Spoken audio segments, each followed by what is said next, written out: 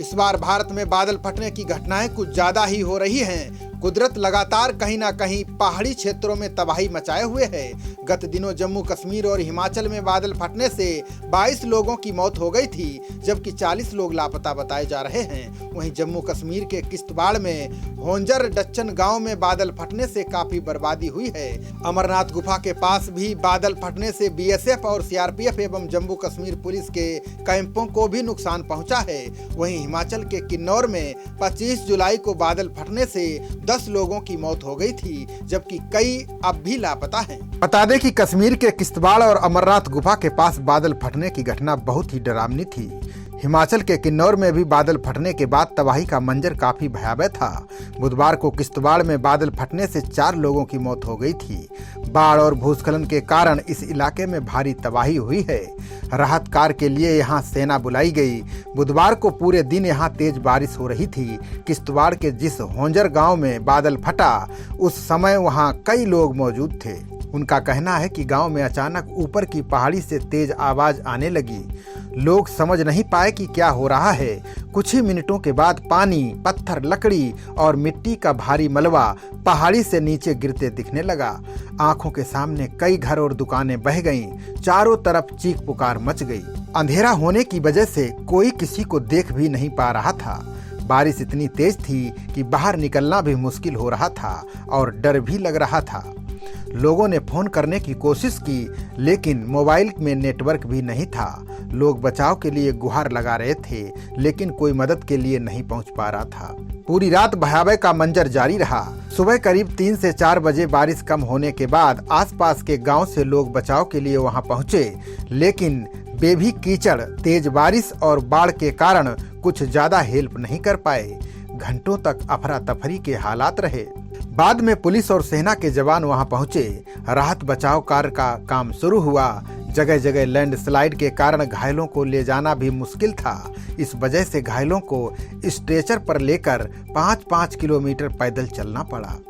उसके बाद एम्बुलेंस के जरिए उन्हें किश्तवाड़ ले जाया गया। कितनी तबाही हुई और कितने लोग मारे गए, इसका अभी तक पता नहीं चल पाया है। वहां पर मौजूद नजीर अहमद ने बताया कि जम्मू कश्मीर में अमरनाथ गुफा के पास बादल फटने से भारी तबाही हुई। हालांकि किसी की जान जाने की खबर नहीं है। इस साल अमरनाथ यात्रा नहीं हो रही है, इसलिए गुफा के आसपास सुरक्षा बलों को छोड़कर कोई नहीं था। बारिश 1-2 दिनों से हो रही थी, लेकिन बुधवार दोपहर बाद ऐसा महसूस हुआ कि अमरनाथ गुफा के पास कोई तेज धमाका हुआ है। बादल फटने के कुछ ही देर बाद सोनमर्ग के आसपास के इलाकों में पानी का ऐसा सैलाब आया कि लगा सब कुछ बह जाएगा। कुछ देर बाद पता चला कि अमरनाथ गुफा के पास बादल फटा है और इसी वजह से पानी का स्तर बढ़ा है। वहीं अमरनाथ गुफा के पास उस समय सीआरपीएफ के कुछ जवान और पुलिसकर्मी तैनात थे। उनके कैंप को भी नुकसान पहुंचा है, लेकिन गनीमत रही कि वहां किसी की जान नहीं गई। शाम करीब 5 बजे बारिश थमने के बाद अफरा तफरी कम हुई, लेकिन बादल फटने से सिंधु नदी का जलस्तर लगातार बढ़ रहा था और आसपास के लोग काफी डरे हुए थे। लोगों को सुरक्षित ठिकाने पर पहुंचाने को कहा जा रहा था। रात करीब 9 बजे सिंधु नदी में पानी का स्तर काफी ज्यादा हो गया, लेकिन 1 घंटे बाद पानी का लेवल घटने लगा। सोनमर्ग में बादल फटने से नुकसान हुआ है, लेकिन किश्तवाड़ के मुकाबले ये काफी कम है। वहीं हिमाचल के किन्नौर जिले में बादल फटने से 9 लोगों की मौत हो गई है, जबकि कई लोग अभी भी लापता हैं। वहां मौजूद योगी राज ने बताया कि वो हिमाचल के किन्नौर जिले के एक होटल में काम करते हैं। वो लंच कर रहे थे, तभी एक तेज धमाका हुआ। वो भागकर बाहर आए तो देखा कि तेज बारिश हो रही है। उन्होंने देखा कि पहाड़ का एक बड़ा हिस्सा नीचे गिर गया है।